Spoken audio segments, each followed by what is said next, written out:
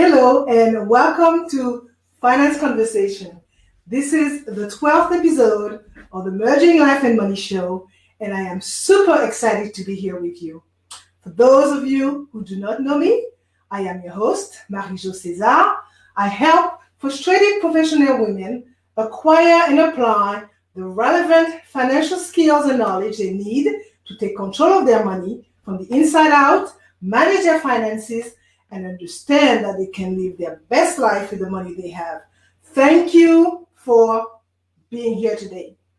If you are watching the replay, make sure to type #replay in the chat and leave me some comments and questions.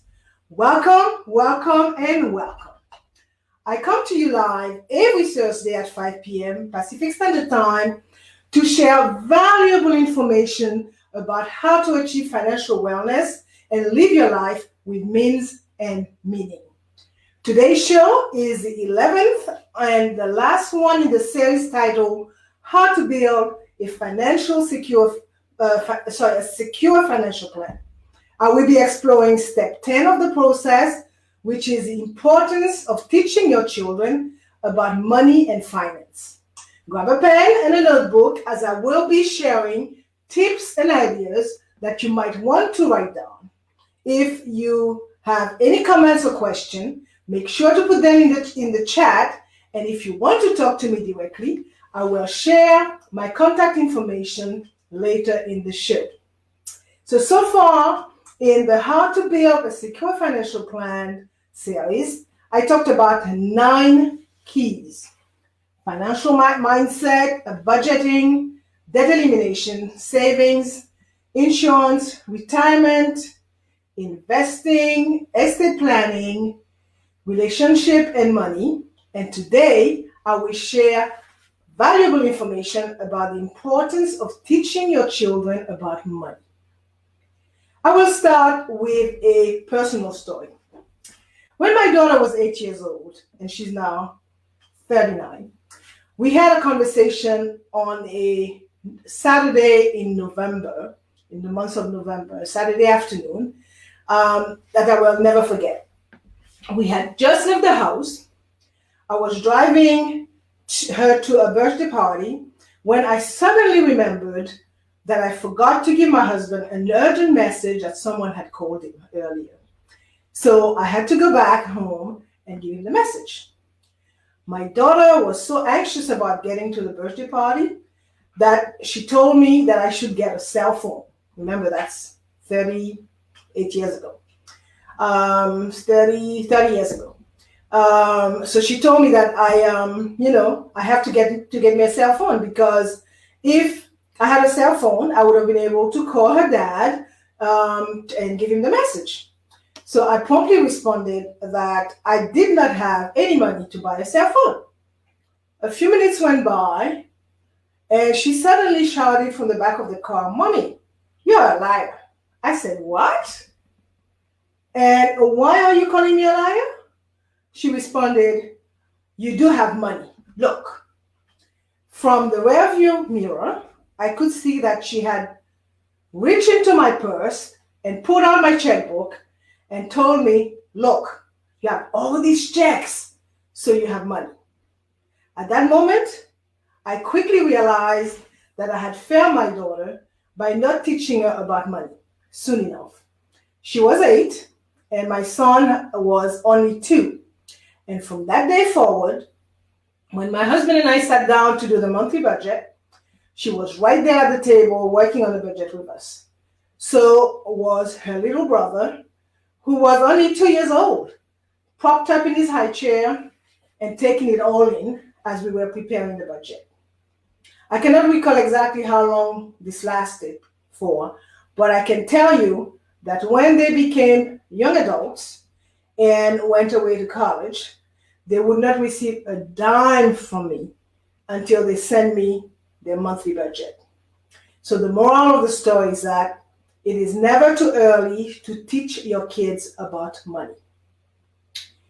So the phrase, you are a product of your environment, stand true when talking kids' relationship with money.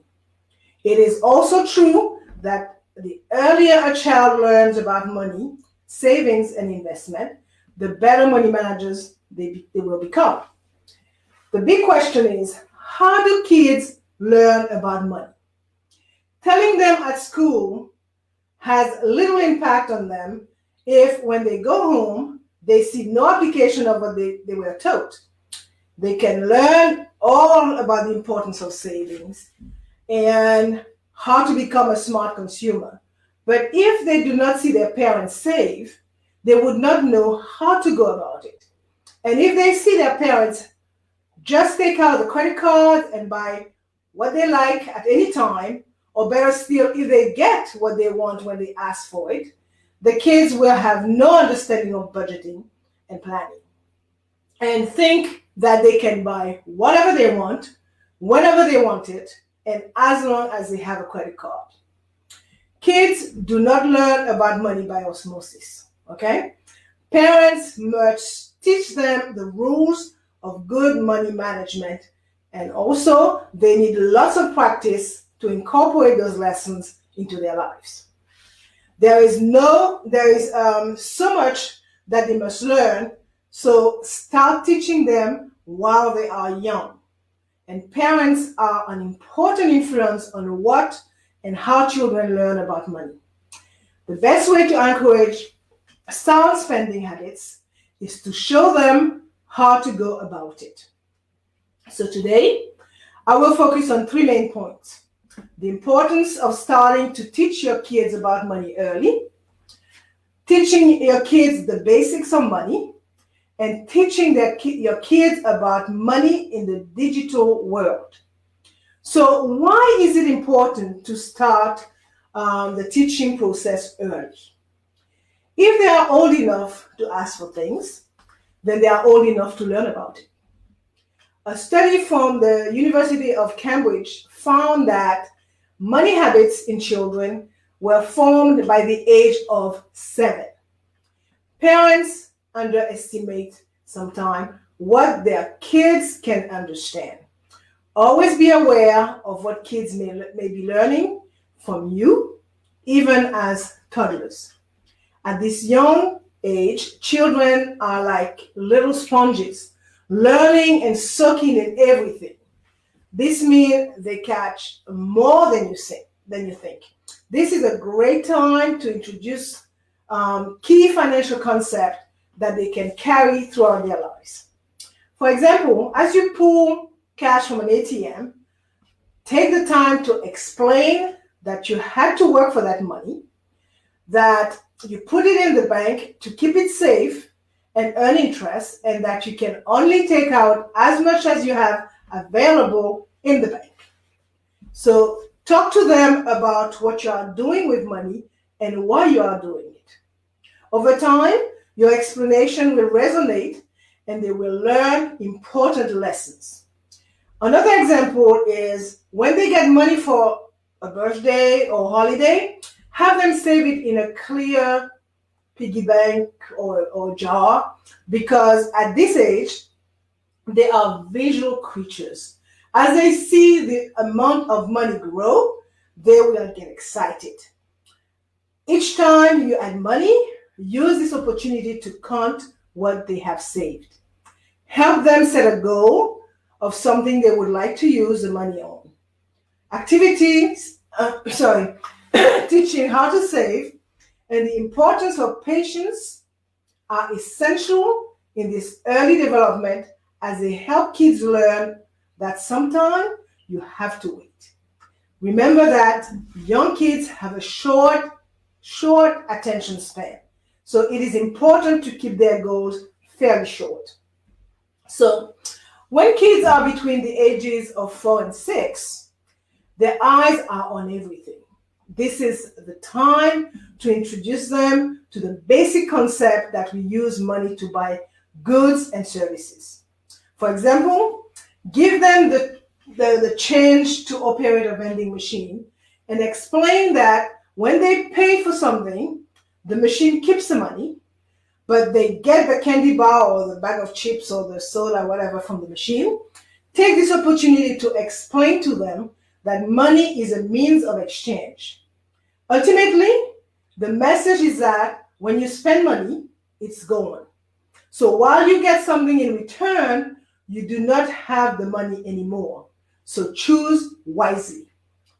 Kids also need to learn that when you buy something, you are dipping into a limited amount of money. So make a list before you go shopping, then show your kids both the list and the money you have to pay for the items. When your kids are between the ages of 7 and 10, you can start focusing your money lessons on deferral of gratification. Their eyes are on you. At this transitional age, children are watching everything you do. They are closely tuned in into their parents' spending habits.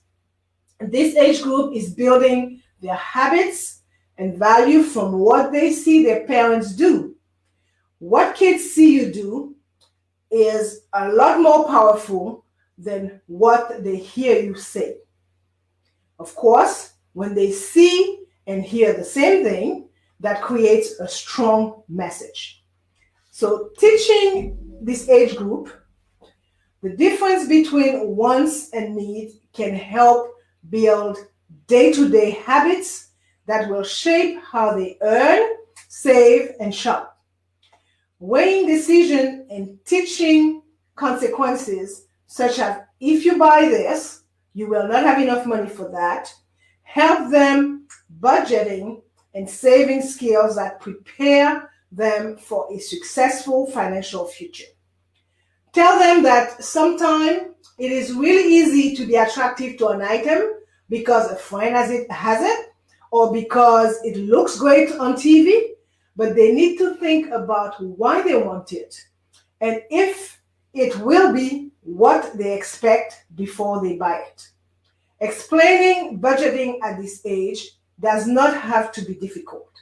There are tools such as the little jars, the little PD jars, or the mason jars that can help them understand spending limits and learn money management in an easy and fun way. Teach them how to read what is on a receipt, how sales tax are calculated, and how to determine percentages such as tips or discounts. Understanding sales tax is important, particularly when saving for larger items. So between the ages of 11 and 14, it is time to explode the myth of bottomless wallet. To some children, parents with regular salaries seem rich. It doesn't matter if you say you have no money, they do not believe you. All they see is those credit cards and those checks, right? So as long as there are checks and credit cards in your wallet, you got money. Wherever possible, show your children a bill that makes the cost real. Invite them to sit with you when you do the household budget. Many parents are usually resistant to telling their children how much they make and where the money goes. Some say that money is a private matter, so private that they cannot talk to your own children about it, right? Some parents say that they do not want to rob their kids of their innocence. They must stay kids for as long as they can be kids. I don't think they are preserving their innocence by not teaching them about money. What they are preserving is their ignorance. At 15 and older, their eyes are on the future. As your children are reaching young adulthood, you are preparing them to go into the world. You want to make sure they are equipped with those life skills that will lead to success. So by this time, they may already have developed a concept of how the financial world works. However, they are now ready to learn some more in-depth concept that will come into play as an adult. Checking accounts are a necessity. Using a debit card is the preferred method of payment for most. but you must teach your kids that money comes from somewhere. Okay? Once your kid begins earning money, setting up an account for them is a great way to put a real budget plan to use. They will be a lot more cautious of what they spend their money on if they are the ones that must work to earn it. According to a recent poll, nearly half of Americans are living at or beyond their means each month. Sharing the family budget and helping your kids create their own budget is an extremely useful life skill. It will give them a greater appreciation of what they have and how it is earned. So setting them up with a savings account is also a great opportunity for them to learn about how interest accrues. Letting your kids practice money skills and making their own financial choices keep them from feeling overwhelmed with the responsibility once on their own. It is also good. It is also a good time to teach them about how credit card works. Explaining the potential dangers of credit card debt and how to build a positive credit history can put your child ahead of the game as they get ready for college. College is already a conversation most parents are having with their teens in high school. Payment options and how student loan work is a vital part of this decision-making process. Note that in the US, as of 2020, last year, the average debt per student borrower was approximately $38,000. Okay, so now let us explore the basics of money. It is essential for children to learn about money because it will help them live a successful life knowing that they are financially stable and have a genuine respect for the value of the money they earn. Currently, children rarely see cash exchange hands, right? The cash is basically it's no cash. Their exposure to transactions involves watching their parents swipe or click to make a purchase. Because transactions have become so seamless, it is hard to grasp that there is actual money behind that purchase, right? Money in the bank or on a credit card comes with an interest payment. They don't see it. Okay, that's totally transparent to them. Because of this loss of physical context for money, it is especially important to stress the why of it. That buying things and paying bills are not a magical act. Okay?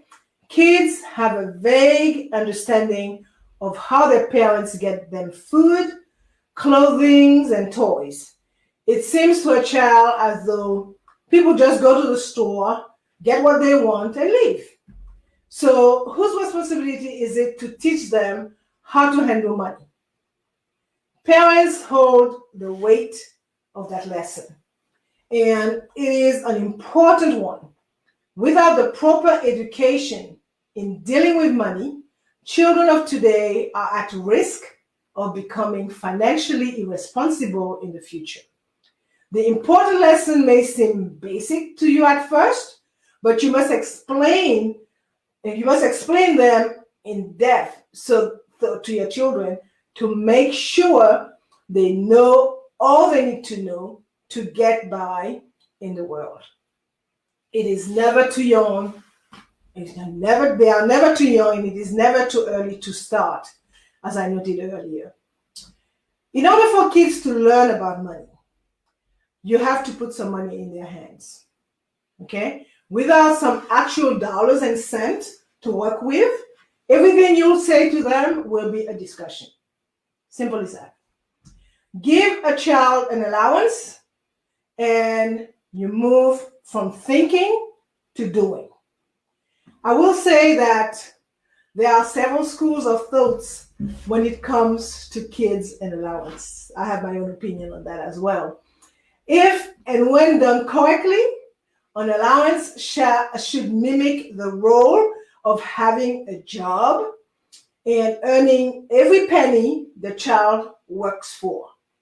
Once a child earns an allowance, they can go to the bank to make deposits in their savings account.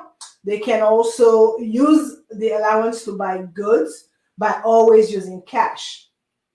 Determining if they have enough for the purchase, figuring in sales tax, counting money to the cashier, and counting the change they get back are all part of the learning process. It is also important to stress to them how to allocate their allowance money. A certain percentage goes to savings first, a certain percentage goes to charity, to giving, and some for spending. The specific percentages can be worked out with the child, okay, as long as they understand that not everything they have is immediately expendable. So how to address credits with kids? Some people think that credit cards are evil and that keeping kids away from them is the only way to keep them safe. It is better for kids to know what to do with plastic when they finally have some in their hot little hands, okay? And who better than you can teach them about that? The first time most kids actually learn about credit is when they go off to university. And the credit card companies start throwing cards at them with no experience and very little understanding of the long-term negative ramification. Kids start to charge and they charge and they charge and they charge until they are in a hole. That is because they have no prior experience with how a credit card works and how to use one so that it is a tool and not a weapon. All it takes is a little time and a thoughtful approach to help your kids see credit for what it is. Useful when used correctly and deadly when it is not. So when you use your credit card, show your kids that you're only putting on the card what you can afford to pay off when the bill arrives. Explain that you use your card for good reasons, not just to satisfy an impulse purchase, because this debt has to be repaid. Now, let's look at savings. As a culture, we have lost the ability to save, okay? And the statistics show that. We know we should, and we keep meaning to, but we are completely out of the habit. If you want your children to grow up knowing the value of saving, starting the habit is key, like brushing their teeth and saying please and thank you. Saving can become something they do automatically because the habit was introduced early. Regardless of your current predisposition to saving, you are your kid's most influential teacher. So you may want to look at the example you are setting. Saving can be easy if you make it automatic and consistent. Teaching your children the ABC of saving makes a difference between a child who has a good saving ethic and one who spends every red cent he makes because he never learned to defer gratification. Saving can be surprisingly easy and rewarding for children. It helps them to develop a sense of security and mastery over their money. They can see the result of their discipline and efforts as the account balances grow and they accumulate savings. They begin to see their money earning greater and greater amounts on its own. This is an opportunity, a very good opportunity to explain the concept of interest, particularly compound interest. Now, spending. Spending is a significant part of money management. So it makes sense to try to help kids figure out the best way to use their money. Since your children do not have needs on which they must spend money, they don't have any needs, right? Because they are kids, right? So they have no needs at all to spend money on a regular basis. It means taking the time to explain how needs and wants are different. For kids, it's pretty much a want, right? And yet they view them as needs, which is how they end up not being able to make the distinction later when they grow up. The fact that needs and wants were not clarified for us, and we were never taught about smart shopping, is evident in the way we abuse plastic. Okay, so more than 50% of American credit card holders have balances owing, paying what can be exorbitant interest rates for products and services that typically fall into the wants category and that may not even outlive their repayment schedules. Okay, so while our values are very different from those of our parents, who typically spent only what they had, our consumer rights exist in large part because the money game has changed, right? Credit is now a substitute for disposable income. The public debt in America is at an all-time high, nearly 27 trillion. And you are spending huge amount of dollars on interest every year. You must help your kids distinguish between needs and wants, between things that are must-haves and things that are nice to have. Okay?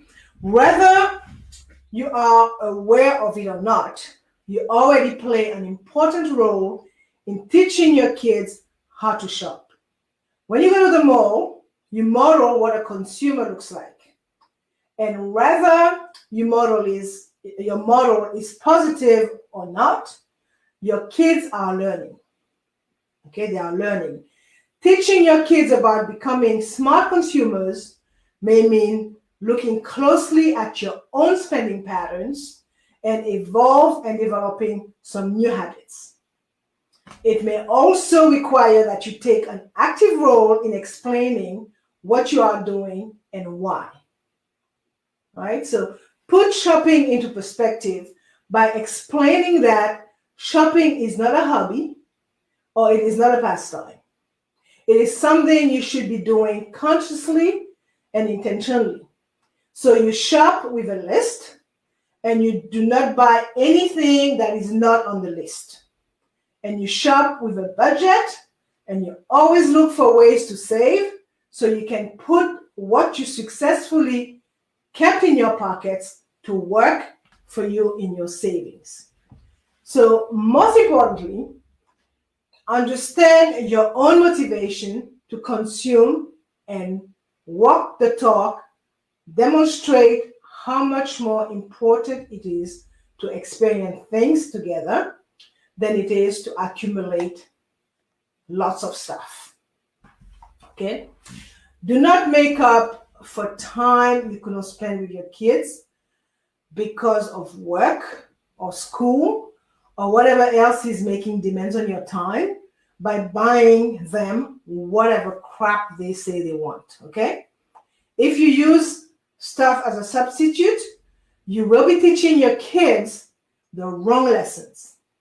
Focus on keeping money in the right place in your life and help your children understand that the role money should play in theirs. Right. Now, be truthful. Paint a realistic picture of the family's financial state for your child. In other words, if you cry poor every time a kid asks for something, Is that sending a wrong message about the family's financial stability? And does it help or hinder teaching kids about money? If the right messages about finances are not being sent, then you can talk about financial responsibility by using words that are less fear-inducing than poor and broke.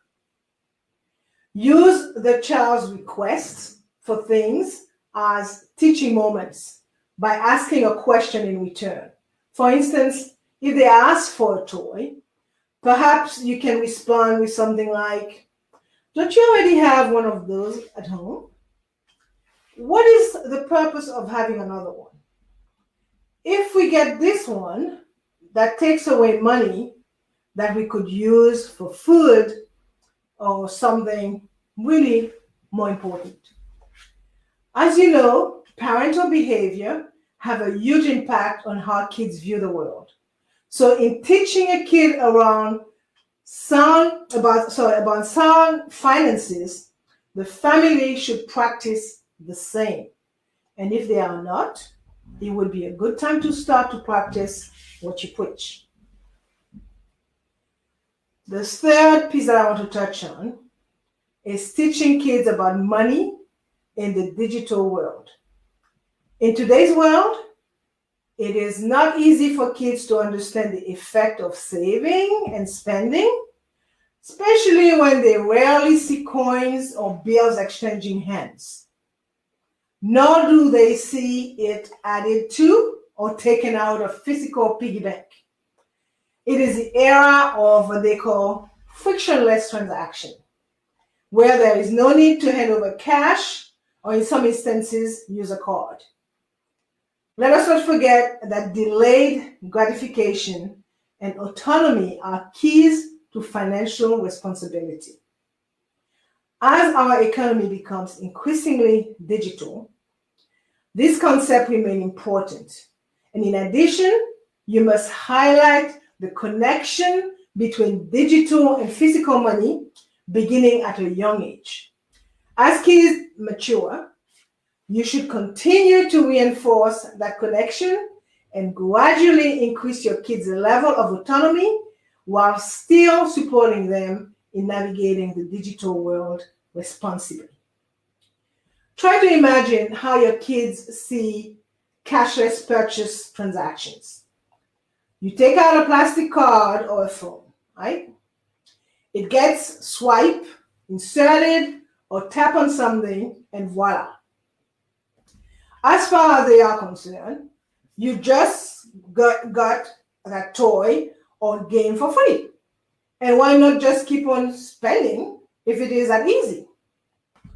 Now, picture how obscure it is to them when kids see you buy something online or with an app by clicking or tapping a few buttons, and what you purchase shows up on your doorsteps a few days or sometime hours later.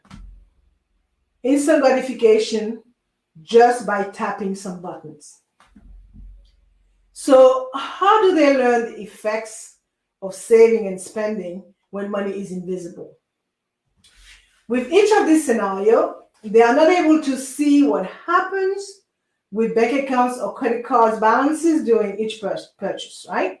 So the ups and downs in your accounts remain invisible to them unless you invite them to review your statements when you do so, if you do so, and you better be doing so. So how do you teach your kids the value of money when it is so hard to see the transactions? Some parents stick to the piggy bank model when they give their kids physical money for allowance. In that fashion, the kids bring and use their own cash for any purchase they make. In so doing, the kids may not be totally prepared for the cashless future that awaits them, right? And on the other hand, some parents set up limited feature checking and savings account for the kids. So for the younger generation, frictionless transactions are accepted as normal because they like the convenience and the simplicity offered by this payment method. They don't have to carry those wad of dollars but many of them see passwords and security measures as an inconvenience. So giving them the skills to manage their money well and in new ways become an ever more important job. This new method of payment comes in several forms. Mobile phone payments, mobile personal payments, which are a variety of app solutions, the digital wallets that allow you to store multiple payment cards in a single digital wallet. So you can make simple online payments without the need to type your card detail every time you pay.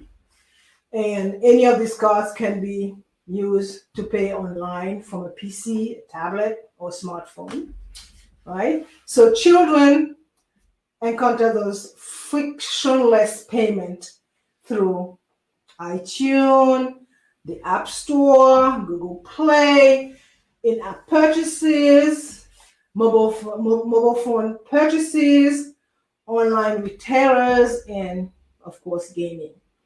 This may all seem daunting, but there's a lot you can do to help your children manage frictionless payment.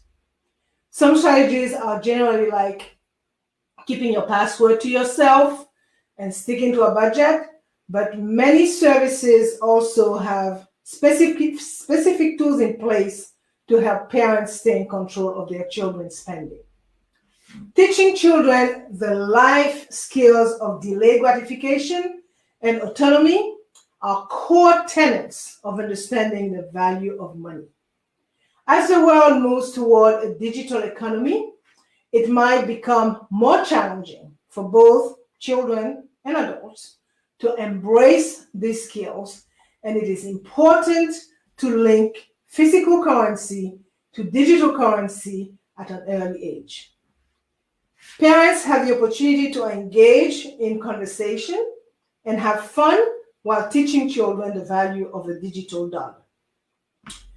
All right, so I will stop here today and do a quick recap. So I shared information about the importance of teaching your children about money and finance. I addressed the importance of starting early, the importance of teaching your kids the basics of money, and teaching your kids about about money in this digital world. So I promised that I would give you my information, so you could reach me via email at mj@mariejocaesar.com or by sending me a direct message via Facebook. I am going to leave you with these last points. By teaching about money, budgeting and saving at an early age without being negative about it, you will be able to better strike the balance between necessity and obsession. Okay? That's real. Making a big deal about money in a negative way could get a negative result. That is why positive reinforcement is helpful when children are showing the correct behaviors. Encourage them when they express an interest in wanting to go to the bank or to deposit coins in their piggy banks. Plus, there is the added benefit that they are improving their math skills. Okay? Remember that while society teaches us how to spend and how to be consumers, it is not always evident to young minds how those purchases are made. The almost magical nature of the swipe and click way of transacting business must be revealed to them if they are to avoid a lifetime of financial struggle. You teach your children to do well in school and to get a good job to make money, but you do not teach them enough about what to do with that money. Since your ultimate goal is for them to be successful adults, you need to teach them well in order to give them the tools to become just that. So I will end the show today with a citation from a lady by the name of Nan Morrison. She's a president and CEO of the Council for Economic Education in the US, and it reads, "Better education equips kids with the tools to make better decisions, to understand their first paycheck, and take better care of themselves and their families." And I wanted to note as well that 2 weeks ago, I believe, I prepared a comprehensive and free handout on estate planning that you can access with the link. I believe I did a banner for that. Let me see if I can find it. Maybe I didn't. No, I didn't. But you could find it on maryjocaesar.com /EPR, Estate Planning Resource. And you will also find a link in my Facebook group. So for more information about how to achieve financial wellness from the inside out and live a purposeful life with the money you have, join me next week, Thursday at 5 p.m. Pacific Standard Time, 6 p.m. Mountain Standard Time, 8 p.m. Eastern Standard Time, and 9 p.m. for my million tips. I will be talking about personal finance. Thank you for being here today on the Merging Life and Money show. I am your host, Marie-Jo César. I will be back again next week. Until then, continue merging life and money. Bye for now.